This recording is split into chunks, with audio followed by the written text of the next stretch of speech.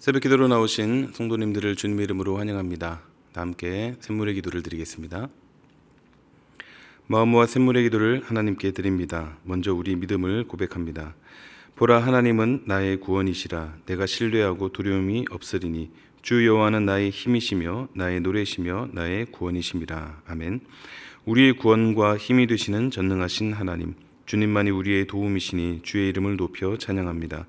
오늘도 주님을 의지하오니 승리하는 하루가 되게 하소서. 교회와 예배를 위해 기도합니다. 여호와를 찬송할 것은 극히 아름다운 일을 하셨음이니 이를 온 땅에 알게 할지어다. 아멘. 우리 예배를 받으시는 하나님, 샘물의 예배가 오직 살아계신 하나님만 높이고 찬양하는 참된 예배가 되게 하소서. 온 교회가 하나님의 임재를 경험하게 하시고 주님께서 행하신 일들을 고백하며 기쁨으로 주님을 예배하게 하옵소서. 샘물에 세우신 일꾼들을 성령으로 충만하게 하시고 예수 행복, 예수 사랑으로 사람을 남기는 샘물이 되게 하소서. 목장과 성도를 위해 기도합니다. 그때는 저는 자는 사슴같이 뛸 것이며 말 못하는 자의 혀는 노래하리니 이는 광야에서 물이 솟겠고 사막에서 시내가 흐를 것임이라. 아멘. 성도의 모임에 함께 하시는 하나님, 샘물의 목장이 함께 웃고 함께 울며 서로를 위해 뜨겁게 기도하는 한 가족이 되게 하소서. 목장 가운데 치유와 회복이 이어지게 하시고 변화와 구원의 역사가 힘있게 일어나게 하소서. 무더위 가운데 성도들의 건강을 지켜주시고 질병으로 고통하는 환우들을 치유하시며 고난 중에 있는 성도들에게 주님의 손길이 함께 하소서. 다음 세대와 여름 사역을 위해 기도합니다. 내 시대에 평안함이 있으며 구원과 지혜와 지식이 풍성할 것이니 여호와를 경외함이 내 보배니라. 아멘. 샘물의 다음 세대를 복주시는 하나님, 샘물의 자녀들이 어릴 때부터 말씀을 배워 하나님을 아는 지식이 풍성하게 하시고 구원에 이르는 지혜를 얻게 하소서. 말씀을 사랑하고 말씀에 순종하며 하나님을 경외하는 믿음의 세대가 되게 하소서. 영아부에서 청년부에 이르기까지 성경학교와 수련회 가운데 살아계신 하나님을 만나게 하시고 평생이 기억할 신앙의 추억을 간직하게 하소서. 선교와 나라를 위해 기도합니다. 흑암에 행하던 백성이 큰 빛을 보고 사망의 그늘진 땅에 거주하던 자에게 빛이 비치도다. 아멘. 나라와 열방의 주인이신 하나님, 샘물의 단기 봉사를 친히 인도하시고 농촌과 인도네시아, 키르기스탄과 태국의 영혼들을 주님의 사랑으로 섬기며 그 땅의 영혼들에게 구원의 빛이 비치게 하소서. 선교사들의 사역에 힘을 더하시며 영혼 구원의 열매가 풍성케 하소서. 이 나라가 거짓과 탐욕, 음란의 죄를 회개하게 하시고 법치가 바르게 시행되며 공평과 정의가 실현되는 나라가 되게 하소서. 오늘도 우리를 사랑과 진리로 인도하시는 예수님의 이름으로 기도합니다. 아멘. 오늘 우리에게 주시는 하나님 말씀은 이사야 1장 1절에서 20절 말씀입니다. 교독하시겠습니다. 유다 왕 우시야와 요담과 아하스와 히스기야 시대의 아모스의 아들 이사야가 유다와 예루살렘에 관하여 본 계시라. 하늘이여 들으라, 땅이여 귀를 기울이라. 여호와께서 말씀하시기를 내가 자식을 양육하였거늘 그들이 나를 거역하였도다. 소는 그 임자를 알고 나귀는 그 주인의 구유를 알건만은 이스라엘은 알지 못하고 나의 백성은 깨닫지 못하는도다 하셨도다. 슬프다 범죄한 나라요, 허물진 백성이요, 행악의 종자요, 행위가 부패한 자식이로다. 그들이 여호와를 버리며 이스라엘의 거룩하신 이를 만홀히 여겨 멀리하고 물러갔도다. 너희가 어찌하여 매를 더 맞으려고 패역을 거듭하느냐. 온 머리는 병들었고 온 마음은 피곤하였으며 발바닥에서 머리까지 성한 곳이 없이 상한 것과 터진 것과 새로 맞은 흔적뿐이거늘 그것을 짜며 싸매며 기름으로 부드럽게 함을 받지 못하였도다.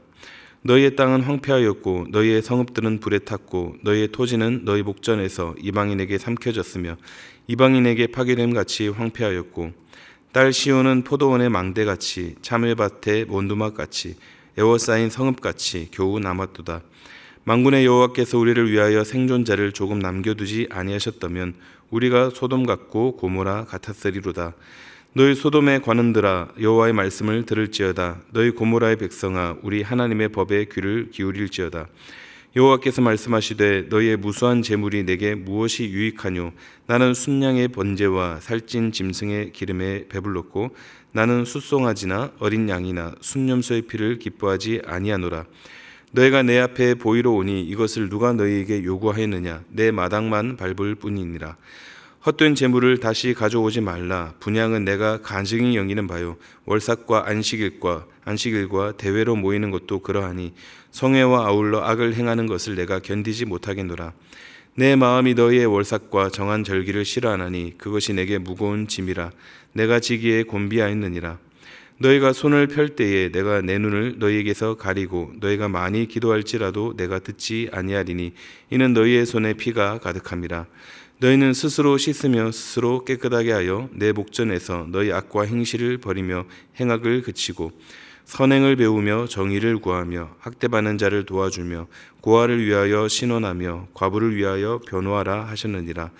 여호와께서 말씀하시되 오라 우리가 서로 변론하자. 너희의 죄가 주홍 같을지라도 눈과 같이 희어질 것이요 진홍같이 붉을지라도 양털같이 희게 되리라. 너희가 즐겨 순종하면 땅의 아름다운 소산을 먹을 것이요 너희가 거절하여 배반하면 칼에 삼켜지리라. 여호와의 입의 말씀이니라. 아멘. 오늘 함께 나눌 말씀의 제목은 전심으로입니다. 오늘부터 이사야서를 묵상하게 됩니다. 본문 첫 부분부터 참 보면 무거운 분위기로 시작을 하고 있습니다.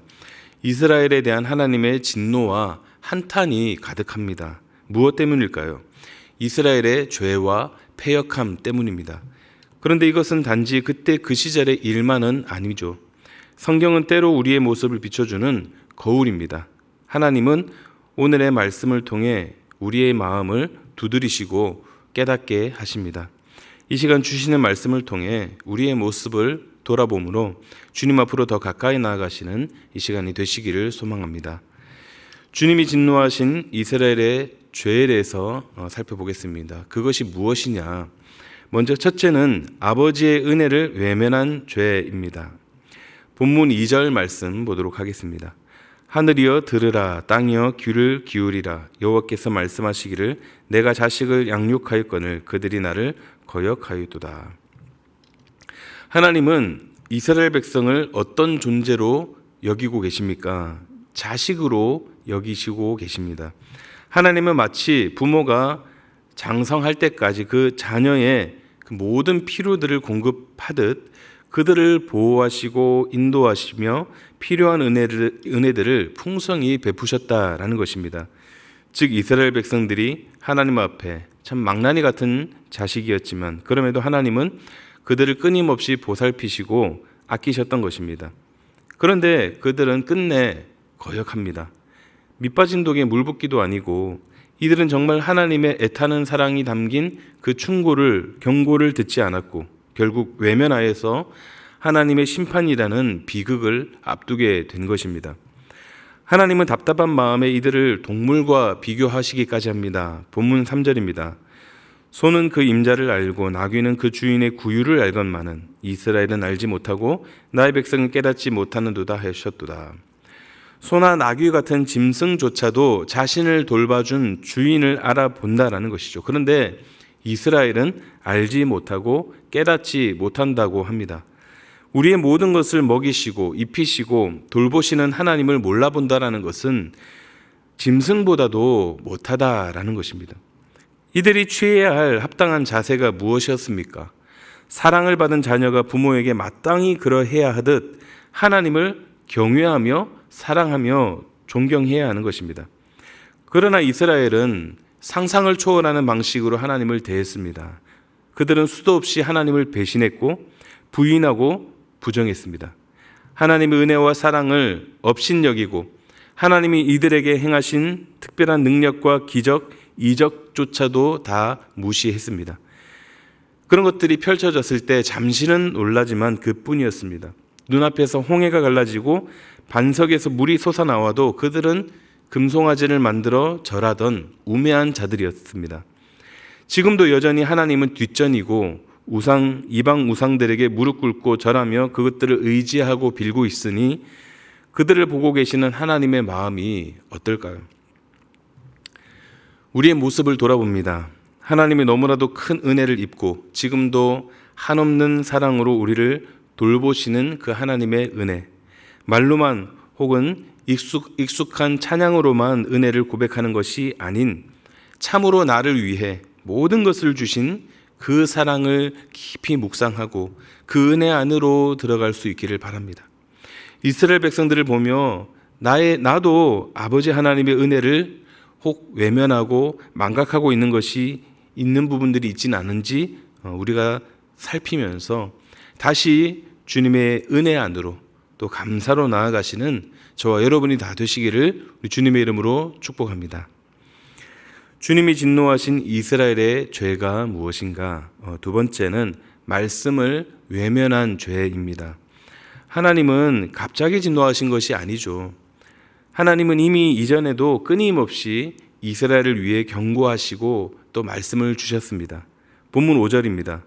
너희가 어찌하여 매를 더 맞으려고 패역을 거듭하느냐? 온 머리는 병들었고 온 마음은 피곤하였으며.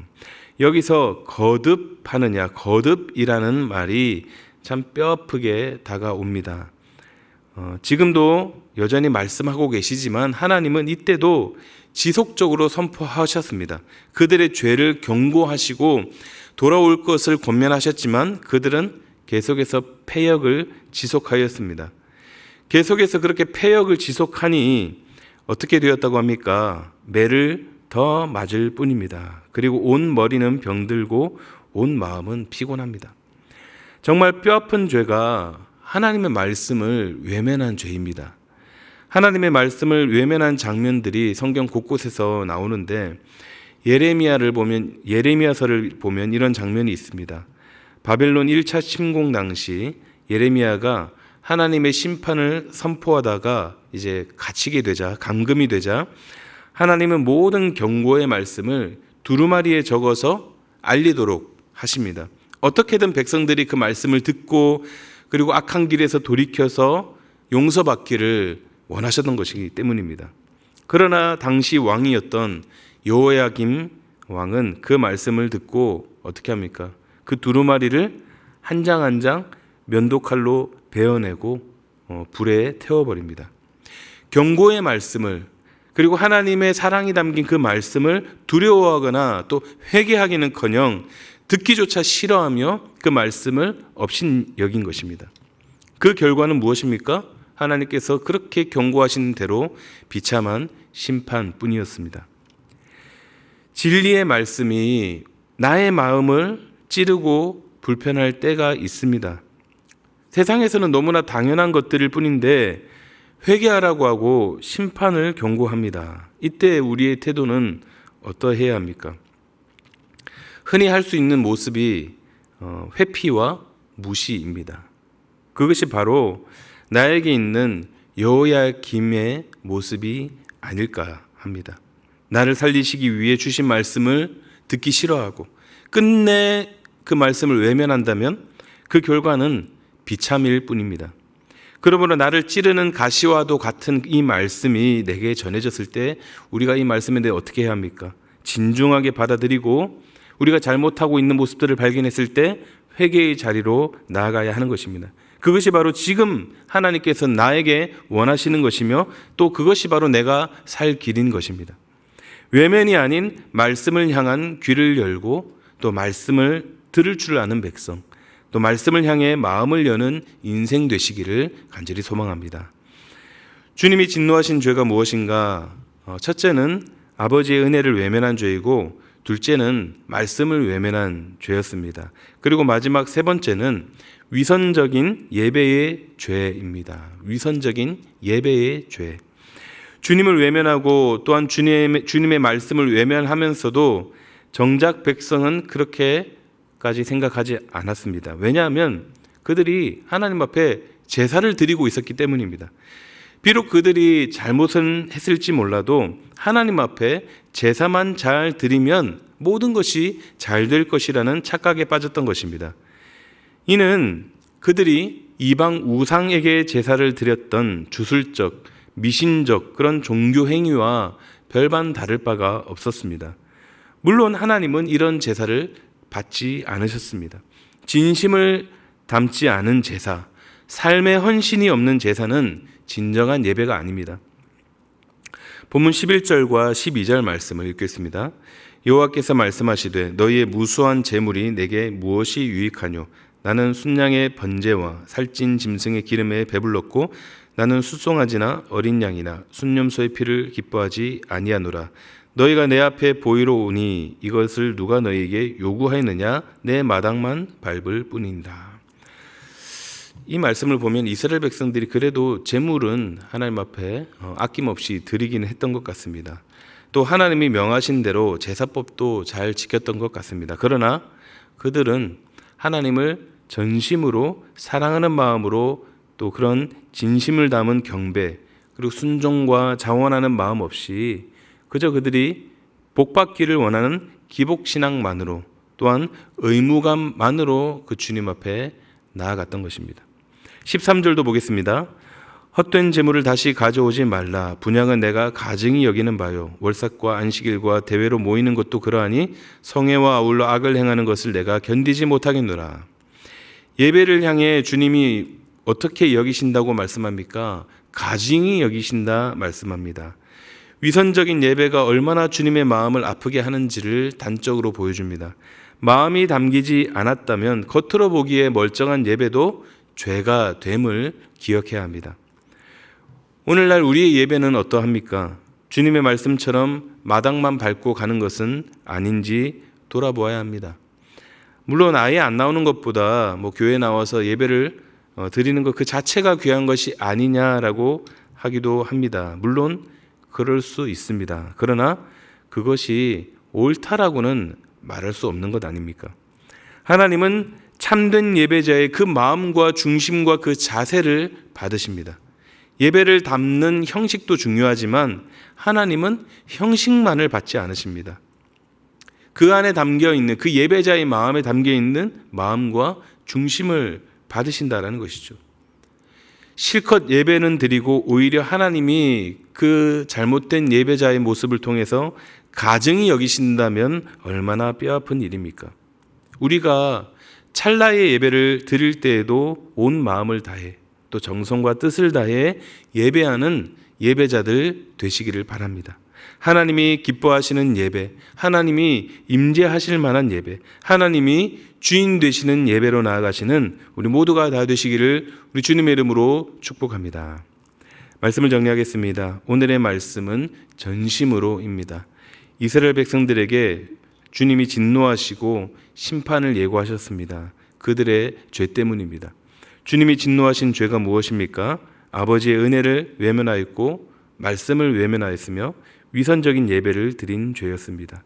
우리가 신앙생활할 때 온 마음을 다해 전심으로 주님의 그 은혜에 감사하며 말씀에 더 귀 기울이고 참된 예배자로 예배하시는 저와 여러분이 다 되시기를 주님의 이름으로 축복합니다. 기도하겠습니다. 우리 함께 주신 말씀을 놓고 하나님 아버지 진심으로 전심으로 주님을 바라보게 하여 주시옵소서. 주의 은혜에 감사하며 주의 뜻대로 살게 하여 주시고 참되게 예배하게 하여 주시옵소서. 기도하시고 또 우리 교회 여름 행사들을 앞두고 있는데 여름 행사와 또한 단기 몽사를 위해 기도하시고 개인 기도로 나가겠습니다. 기도하겠습니다.